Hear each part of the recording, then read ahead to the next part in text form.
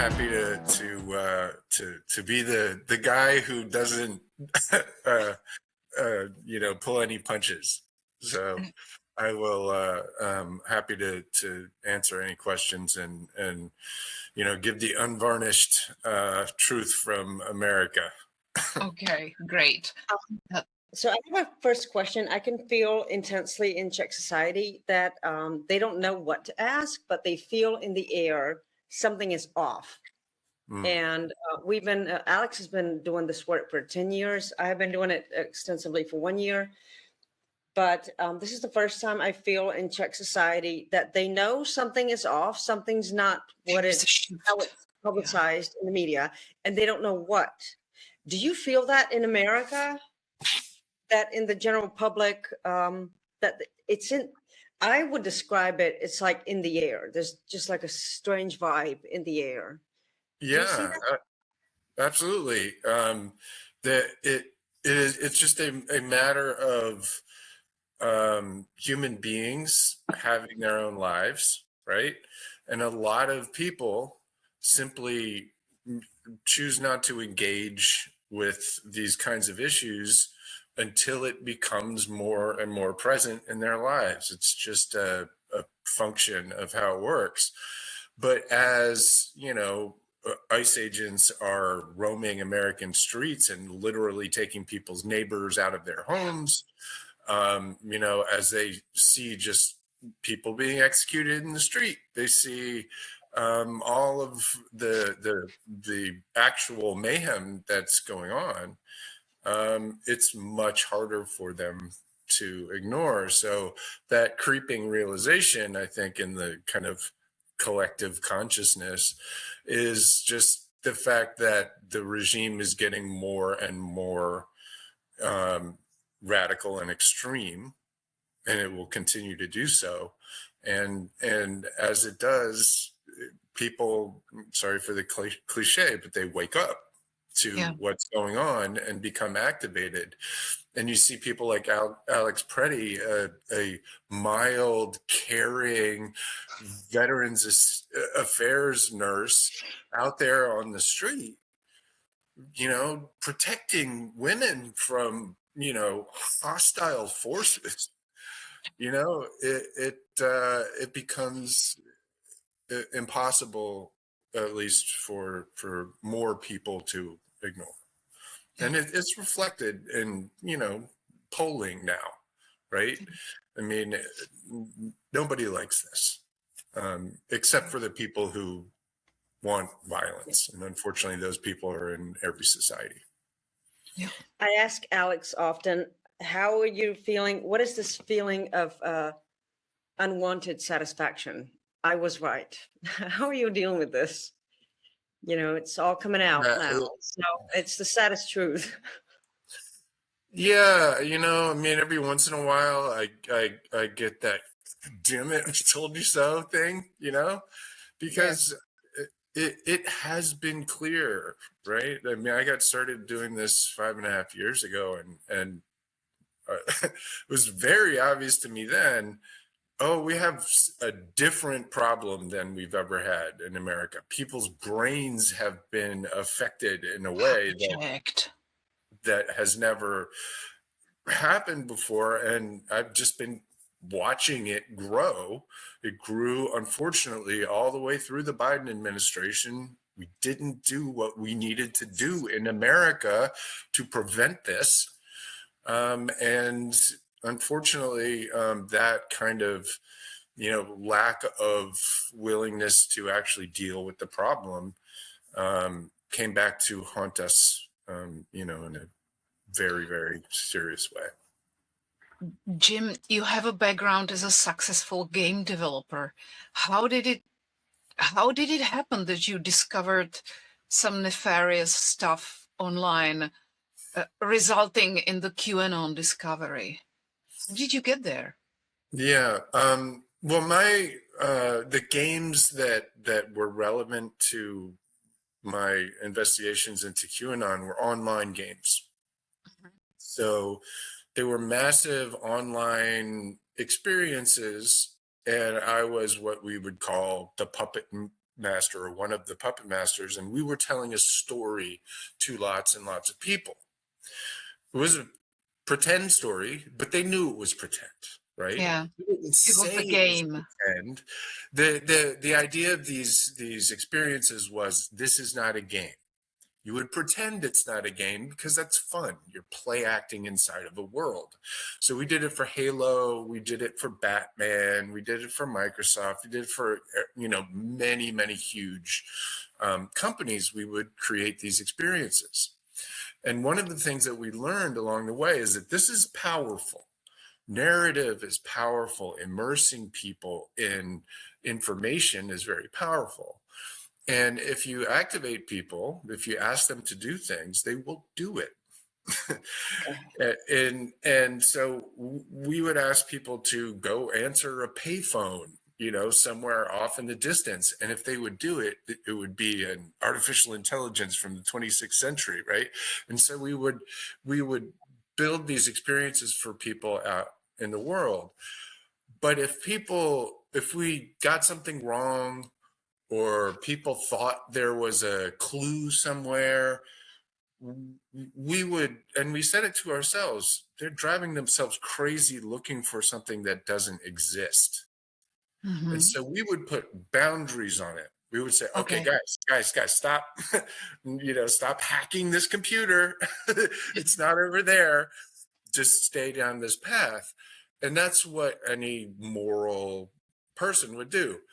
QAnon took all of these same ideas of sending people out in the world to find clues and do things and put themselves in a narrative world. Does But it mean QAnon told people it was real. They didn't tell. They pretended the story it was telling was not about some fictional world, but about the real world. And does it mean it was designed as a game? Like conspiracy as a game? It has the same contours, the same design contours as the games that I built. Okay. So for example, in the game we did for Halo, there was a central omniscient character that would put out sort of quizzical posts that people were supposed to figure out and put together into a larger narrative. What's Q do? Q is exactly the same thing. Puts out posts, mysterious posts that people have to figure out to put into a narrative. And go to this place and meet and put up your signs and here's a slogan. All of those things were interactive experiences that we would use in our games, but for fun. Not to go pretend Hillary Clinton is a child trafficker or whatever conspiracy theories that Q and Pizzagate and all of these propagandists were coming up with. And so that was the insight that I had. That was the kind of secret sauce I had was, this is just a giant, they were called alternate reality games. Those were the games that I helped to sort of develop. And so I was like, it's just an alternate reality game, but evil. They took the same experiences that we had built, and instead of the part where we saw people driving themselves crazy, they would say, do that more. Do it more. Go find it. Go look for clues out in the world. Go look. Do your research. Do your research. Do your research. Look for and this is the important part. Look for the most disgusting, traumatic, violent material you can find in order to prove this. Okay. Because trauma, and this is a very important thing for people to understand. Okay. You can't be brainwashed without trauma. You can't have somebody control you without trauma. And so the way that these people introduce trauma into this kind of propaganda pipeline is to make the material traumatic. child sexual material, the pedophilia, all of these ideas of demonic creatures preying on kids, all of that stuff is deliberately traumatic. And so what these games would do, in our games, you would find a clue, and then you would get a ticket to go see a movie, right?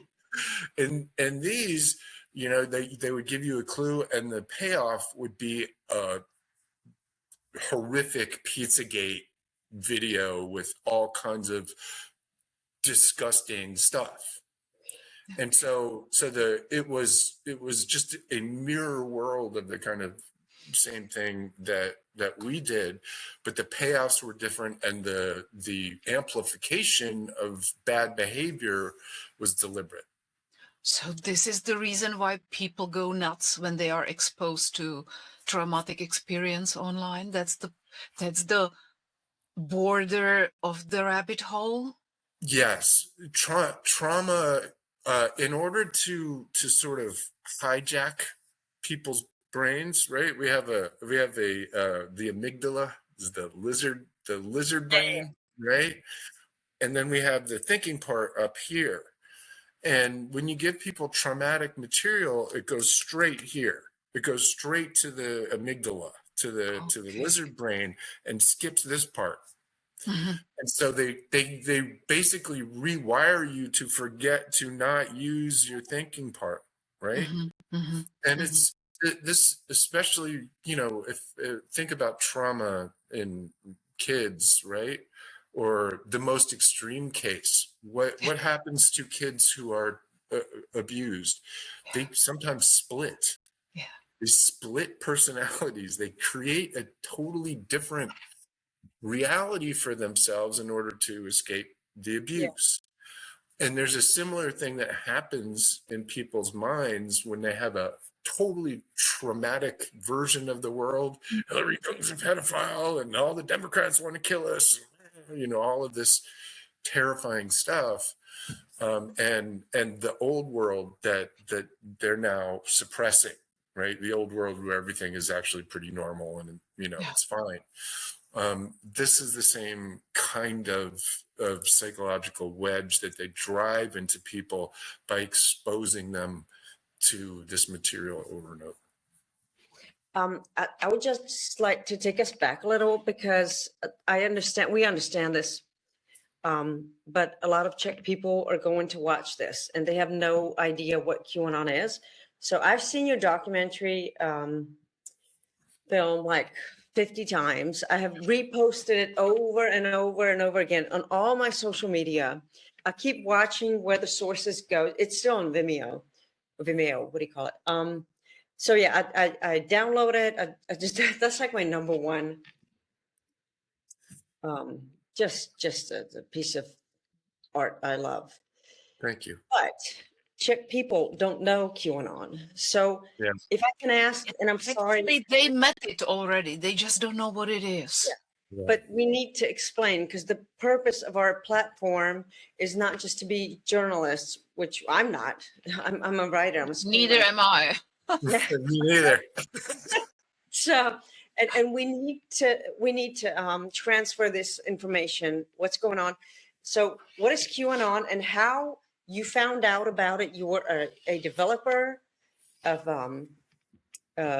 games, and then, which you spoke of, you found out that there are certain patterns in certain internet groups back then that align with what you have seen in developing the games. Is that right? Yes, the behavior of the system was very much like the system that we kind of invented 20 years ago. And do you think they took advantage of your developing, or it was like something that I do know that people involved in it referenced work that we had done, in the past. It was not alternate reality games, and this kind of experience was familiar to them. Mm-hmm. What the exact, pathway to them employing these same techniques was. I'm not sure, but it was obvious enough. And there were colleagues of mine, by the way, that wrote about this. One in the New York Times. There was, another article as well that pointed out that QAnon very much employed some of these same techniques. Yeah. So, it was kind of out there, that's what this was. But, as somebody who was very much kind of, at the beginning, I felt almost a responsibility, not almost, I felt a responsibility to investigate this and find out what these people were doing with this very fun, creative, innocent work that we had, been doing, decades before. And we also owe the people the explanation about the narratives. What does QAnon say? Sure. What's the story? QAnon's story is very much an anti-government, anti-liberal, Christian nationalist kind of style, but 5,000 of these tiny little messages called Q drops are the way. Wow, 5,000! Oh my God! Yeah, almost 5,000.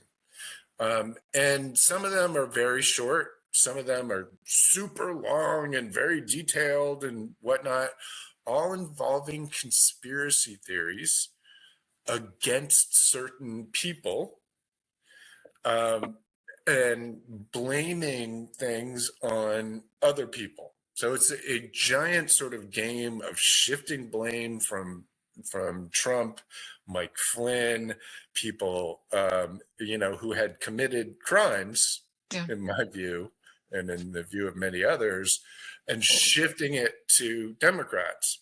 Mm-hmm. And at the same time, radicalizing people to dehumanize the other, right? So QAnon was Q. Okay, let me step back. Sorry. Okay. Q was on a server, on a website. It was just on a website. 4chan at first, and 8chan came after. These are the worst sites on the entire internet. There's child How worst? pornography. Yeah, how can we imagine for us normies who've never been there? Neo-Nazi, child pornography, just bigotry of every kind, misogyny, violence, like every awful thing that isn't allowed on normal parts of the internet. That's where you would get it. Okay. And so Q had a special place on the worst websites in the world. So that's a very important point. Remember, we talked about trauma, right? Okay. Everything about these websites is traumatic for normies. Oh my God. Okay. All of it. It's like this, you go there and it's just swastikas and murder, and it's just vile. Okay. And all of that stuff is traumatic. So immediately, just the place where it's doing its thing is already putting you in that atmosphere. And if a normie, from the real world, hears about this mysterious thing, right? Oh, I heard about this Q thing. Oh, I have to go to 4chan. Oh my God, right? Yeah. That experience of being actually traumatized by material is exactly what they want. Yeah. Okay. And so it starts out in this area of, or no holds barred, vile neo-Nazi content, right? So that's your first clue about what it's trying to do. Right? Yeah. And then from there, you just, first of all, one thing that you can look at every single Q drop, Putin is never, ever criticized one single time. Russia. Way. Not a single time. He doesn't exist there in this world, right? course, He yeah. doesn't exist. He exists. He's on a horseback. It's like Yeah. that. Yeah. It's like that.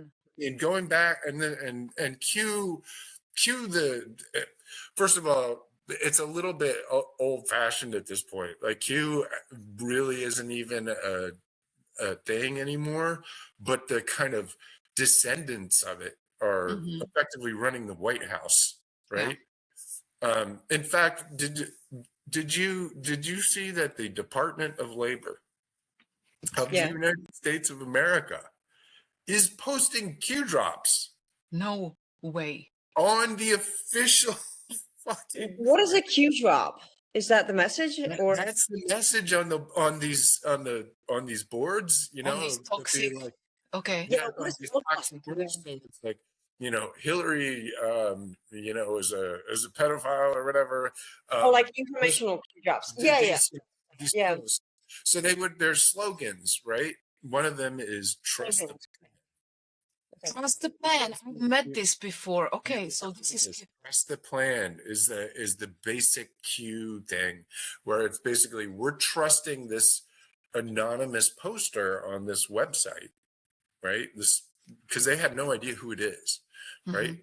To give us the plan, and we're supposed to trust it, right? Just trust in Donald Trump, trust in you know the sort of powers that be that they're going to take care of us, and it's 50 times in the 5,000 Q drops, and the Department of Labor put out a giant poster with Donald Trump's face on it. Trust the plan, right? And the same week, it did that with several other very well-known Q drops, very well-known Q slogans, This right? is actually It's- some kind of mimetic programming, right? Yes. That's Like, me that's exactly- programming people's brain, getting them. Yes. And it goes to the level of sort of integration that these memes, that these narratives, that these stories, these evil games have actually penetrated into the United States government. Yeah, to Europe also. Lately, I was witnessing a speech of Slovak member of the Chamber of Deputies, who had a speech full of like, out there are pedophiles getting adrenochrome out of the blood of our kids, and I was like, I know that. Oh my God, this is American QAnon. Where did he? Wow. Yeah. No, it is, unfortunately, we have exported this garbage all over the world, and it metastasizes into all kinds of different versions. But the fundamental thing is all the same. There's a cabal of pedophiles that wants to kidnap your children. And then in the most sort of Pizzagate-y extreme case, right, is yes, they take them, they put them in a basement and they torture them so that they produce more adrenochrome, which then the elites take out of their bodies, inject into themselves to have superpowers or some shit. That's This literally sounds so nuts that one would hardly believe that they are people who can. But do you remember This- in 2016 the guy who went to the pizza party? Yes. I know. I'm just. He was there with the AR-15 to rescue the kids that were being sucked of adrenochrome that were going to feed the elites. Like, Yeah, we are laughing, but how it's all not this happening. No, I'm just picturing a moment when we know this, but Czech people do not know this, and this is the most difficult part of our job. They don't know this, and they haven't entered this realm of whatever red pill society. Good. And how Stay do we? away. I'm here to warn you. Never. Yeah, but it's so hard to stay away because it's I know. omnipresent in the information space. And No, also, the we are moving- laughing, but it's so hard to understand No, I'm how could laughing at- anyone go there. Yeah. Czech people. Okay, so I'll take this back to Czech people a little bit. Their biggest question is, why are MAGA people so concerned about Donald Trump? Saving the Trying world. to say he's not a pedophile. If obviously he's a pedophile, they don't understand this. How would you say it, Alex? Yeah, That both sides are saying the same thing, I and think they're not quite. projecting the projective dissociation Yeah. when they believe that Donald Trump, who is obviously a pedophile, as you just said, is the savior of the world who saves the world from pedophiles. Yeah. That I can't explain that to Czech people. How would you? Because these stories are powerful, right? And when they're combined with trauma, they become beliefs. It's different from facts and thinking and rational behavior.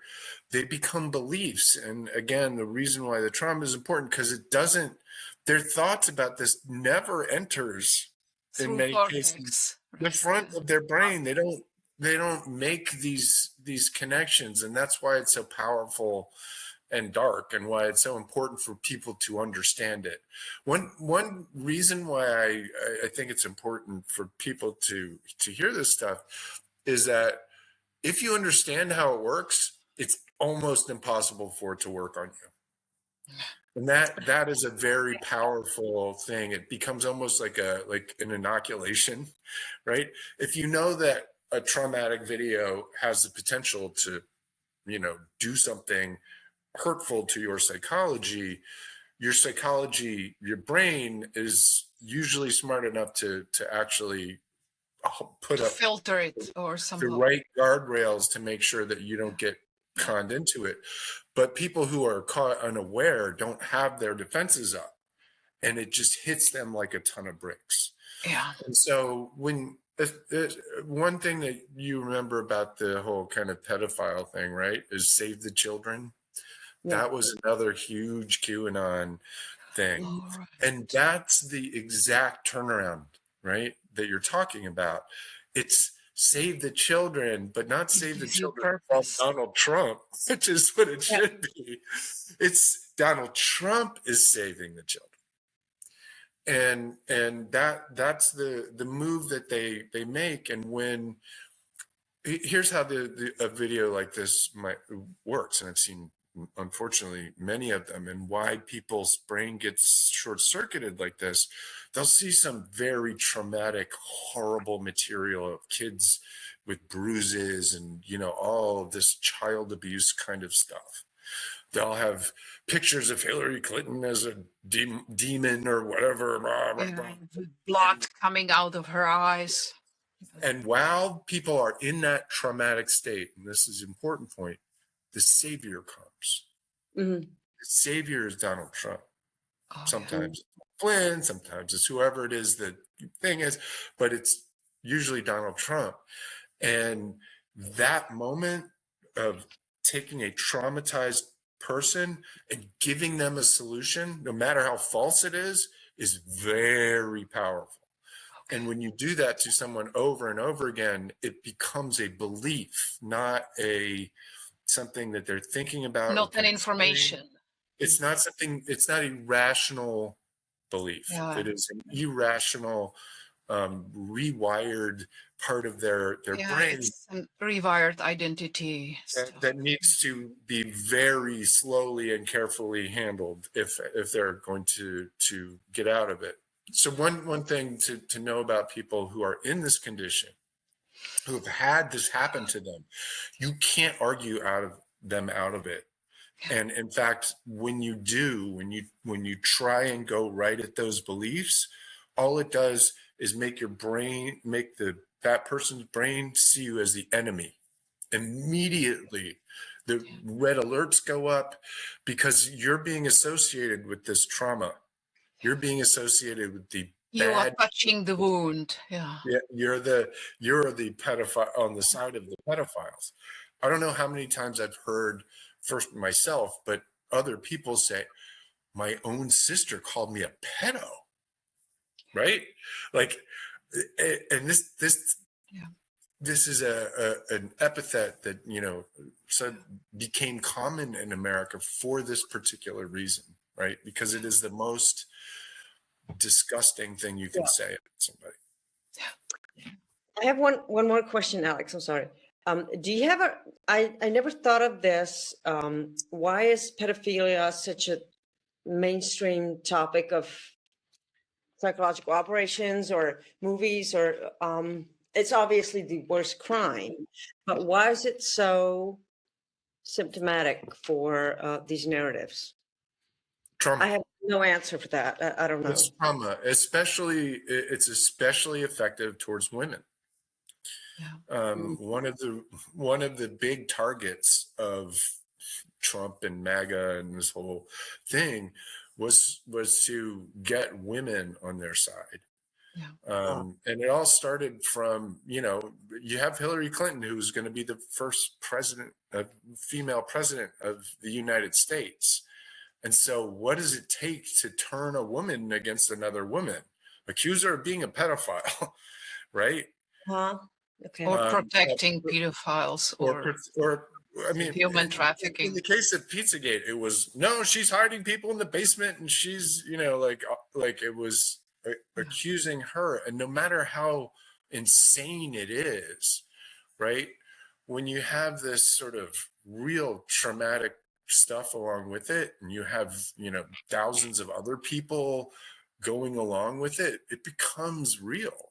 What, you know, and in my view was the, you know, thing that swung the election in 2016 were all of those psychological aberrations that you know, effectively turned America against the most qualified candidate to ever run in favor of a draft dodging, bankrupting pedophile. Mafioso, so bankrupting gangster. Absolutely bonkers, right? I mean, Yeah. and the only explanation for it, in my view, and I've studied this very extensively, was the effect that these psychological operations had on Americans. I, you know, experienced it myself on Facebook. You know, people on the left, right, who you know, might be a little bit granola or whatever. I don't know if that's a term in Czech, but the far left people suddenly were like, Hillary's a warmonger. She's a pedophile, right? Like Wow. these, and I didn't understand. I was like, wow, what? And like, and to the point where they were like, I'm voting for her. I was like, wait, don't you understand? What are you doing here? What's happening? And it was all this Facebook shit and all of these, you know, this Pizzagate stuff and all of these videos that were being put out that were traumatizing people and making them act in these crazy ways. And it has just gotten more and more sophisticated ever since. Jim, how did the people who were exposed by your work, how did they react? Because you exposed them, right? You told out loud, I found this. Oh, These yeah. are the people who are doing it, and I want to expose them. Yeah, they've been trying to destroy my life for 5.5 years. I mean, Mike Flynn has sent waves of people in my direction, sued me. So Mike Flynn is former national security advisor, was fired for lying about, you know, talking to the Russians. And after he was fired, is the primary person, in my view, behind Q. And he sued me. And all along the way, so I started this in 2020. And I said, this group of people is violent and dangerous, and they're pointed at the election. And I spent 6 months warning about it, and then January 6th happened. And it Oh, was basically QAnon. It was this group of who radicalized brought the people people there? that were the crowd of people at January 6th. So I saw the whole sort of ramp up and warned about it and tracked it the whole way. And it made me a target, made me a huge target. And you can see it in the documentary right at the end. Like I talk about all this crazy attacks that I'm getting, and I don't understand it. I do now, but it's taken me 5 years to kind of understand the influence operations, the psychological operations, the targeted harassment that was going on. And I'm not gonna lie, it was disorienting, frightening, traumatic, cost me a whole lot. um, but it was also extremely instructive. I learned a lot. Then 3 years later, Flynn sues me. Um, uh, and then right after that, after I refused to be intimidated by Flynn, the current director of the Federal Bureau of Investigations, Kash Patel, also sued me. This is so insane. So insane. If just 1 year ago, for most of the people, this would be like, no. And yet it's true. Yeah, so I'm sitting here with lawsuits from former national security advisor and the current director of the Federal Bureau of Investigations. So just let me give you a little irony. One of the things that he sued me for was saying that he was trying to steal the 2020 election. Yesterday, Kash Patel, the guy who sued me, took all the ballots from the Georgia election in 2020. Yeah. He literally took the ballots. So in America, right, in 2020, they tried to steal the election. It was very open. Trump said at one point, and people may remember this, I just need to find 11,780 votes. Yes, Georgia. He pressured That's the governor. literally the election office that he had Kash Patel, who sued me for saying that he was trying to steal the 2020 election. Those are the ballots that they took, that the They FBI seized the physical ballots of the election results. seized the physical ballots so that they can recount those votes and find the 11,780 votes that he needs. That's literally what happened last night. So, it is a mirror opposite upside down world, So that explains a lot why Pam Bondi pressured Minnesota that the ICE will go away if they give them the voter rolls, right? It's Well, all it's about been a long time now. It's handing over. Voting. they want to be Putin. They want the elections to be performative. Yeah. Yeah, like in Russia. It's Yeah. everything for show. Exactly. I mean, and how do they do it in Russia? They have, their FSB by the polls, right? Yeah. That's Yeah. they called the Russian tail in Czech. Yeah. It's the scheme that it has the same.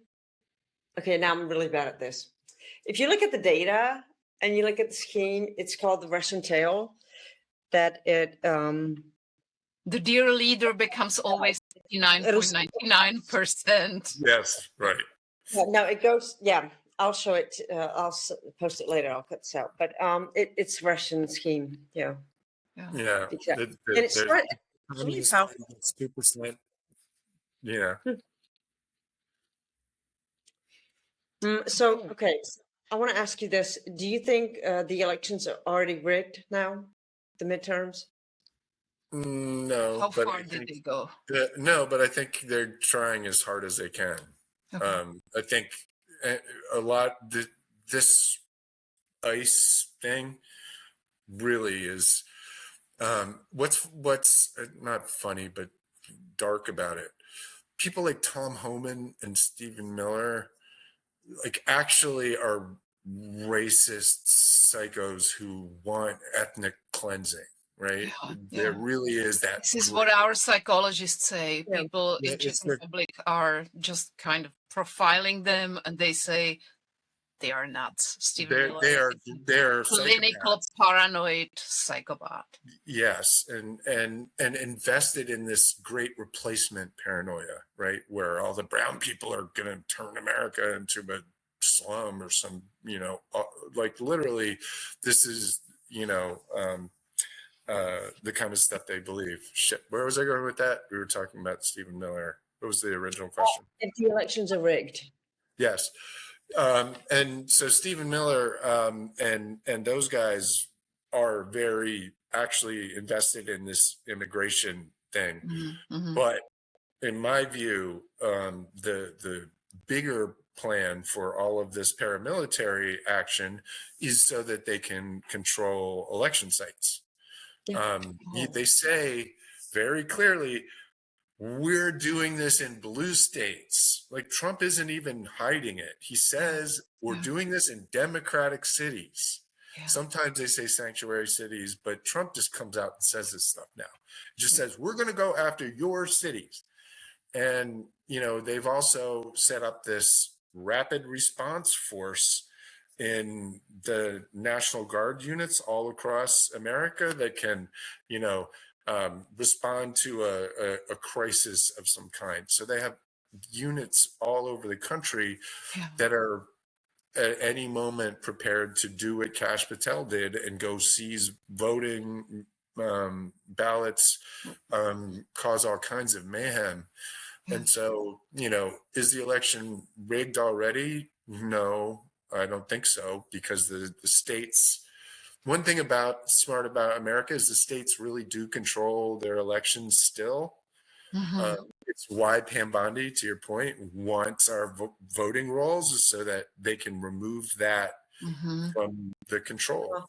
Yeah. And so I think a lot of this paramilitary activity has to do with setting up, the right kinetic force to make those changes. Make the election the Russia way. Yeah, I mean, it's what they tried to do on January 6th, right? But now they have the entire military and the entire federal law enforcement apparatus to enforce it. How do you think it's possible that the entire military cooperates? Were they so primed through Fox News within last 20 years, or are they just cowards? Well, let me be very clear about something. The vast majority of the U.S. military is not going along with this and doesn't like it. Okay. I know people in the military. I have dear friends who have husbands and wives in the military. The vast majority of them are patriotic, good people. Mhm. But Donald Trump, we made a terrible, horrific mistake in America. Donald Trump came in and installed this clown car of idiots, including Pete Hegseth. Pete Hegseth is now our Secretary of War, right? They changed it from the Department of Defense to the Department of War to give you an idea how, like, moronic and just, this sort of toxic masculinity bullshit.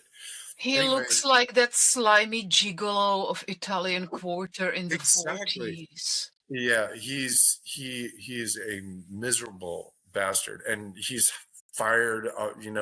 He fired all the woke generals, and he got rid of all the DI, and he, he's trying to. He has prayer meetings in the Pentagon and crap, right? Which is legal. It's separation of church. Anyway. How come after these leaks and signal leaks and after everything what these people do, there is no accountability whatsoever?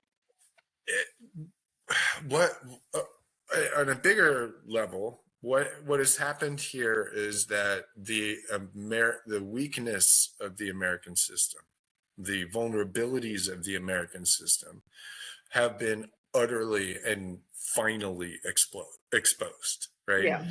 Yeah. The American system is, brilliant in many ways. Like the system of checks and balances, all of these incredible sort of ways that it has kept the country, more or less in the right direction for 250 years. But it's all based on trust and powdered wigs and norms and institutions and all this stuff that has no, and Donald Trump, and let's be clear. And again, I blame Democrats as much because they were telling us, they were writing it down, Project 2025, I'm sure people have heard of, right? Yeah. They wrote down that they were going to do all this stuff, and we didn't do anything to prevent it. Yeah. And part of the reason for that is because, again, the government, these institutions, they're based on good faith. They're based on the idea that when you say something to me, you mean it. That it's true. That there's some horrible. This is so horrible. right, and these people just they see norms and institutions as territory that they can immediately expand into. And one thing I say often is fascism, you cannot negotiate with fascism. You have to defeat it. Yeah. Right? That's what we see now. You can't appease it. You can't live with it. You have to. You cannot talk it out. Yeah. And so, unfortunately, what our establishment politicians in America are, they're in as much of an alternate reality, in my view, as the right wing is, because they still believe that the political rules apply, that, these same kind of processes are still in place, and they're just not. And, I think gradually, as people are getting murdered in the streets, they're starting to come out of it a little bit, but it's a long process. I have to say, I started hating the word hope, because anytime somebody says, well, I still have hope, I go like, you're the reason, because it's not the anti-system people. It's not the It's our people. The people with the fucking hope that just sit on the couch and have hope. And I hate that word. My favorite way of I hate my favorite phrase about hope is not a management strategy. No. Right? Action, That's what Mark Carney said in Davos. Nostalgia is not a strategy. Yes. That, by the way, Mark Carney is now the leader of the free world. Yeah. It literally is. After that speech, I was like, okay, that guy is the only person in North America who, knows what he's talking about. And I thought it was brilliant and just laid down bare because he was saying on the international level, much of what I'm saying about what's happening on the national level, right? He's saying that there's this agreement, this kind of gentle person's agreement between the middle powers, as he described it, as Canada is, or Czech, or wherever, versus the superpowers. And there was kind of an agreement that they would take care of you. And yes, sometimes they would overstep, but we were gonna pretend we're gonna play this game, right? We're gonna play these roles together. And he said that was always a lie. It was always a lie that we participated in, but that lie is over, and nostalgia is not a management strategy. Yeah. So, yeah,